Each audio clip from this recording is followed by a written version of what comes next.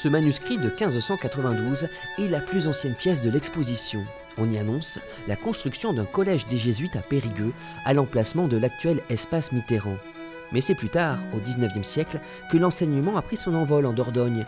Une affaire sérieuse, comme l'atteste ce discours d'un professeur lors d'une remise de prix en 1847. Messieurs, la vie humaine est une longue éducation. Vivre, c'est apprendre, car on apprend à tout âge. Si la nature est notre premier guide, l'éducation est notre seul maître.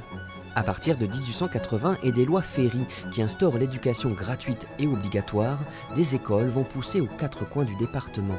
Les archives en ont conservé toute une collection de plans. Ici, vous avez la commune de Vert. Donc on a fait le choix de cette école parce qu'il y avait un très beau dessin qui représente l'élévation de la façade, et on conservait donc les deux cartes postales de l'école de garçons et de l'école de filles. Amener tous les enfants à l'école ne s'est pas fait sans mal, comme en atteste ce procès-verbal d'un gendarme chargé d'enquêter sur les absences d'une élève que ses parents préféraient employer à garder les moutons. Les archives témoignent aussi de la longue marche vers l'égalité de traitement entre filles et garçons.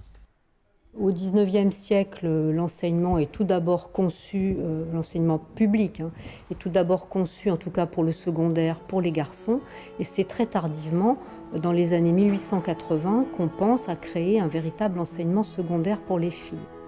Le premier collège de filles était une simple maison à Périgueux qui a connu depuis de nombreuses métamorphoses pour devenir aujourd'hui le lycée mixte Laure Gatté.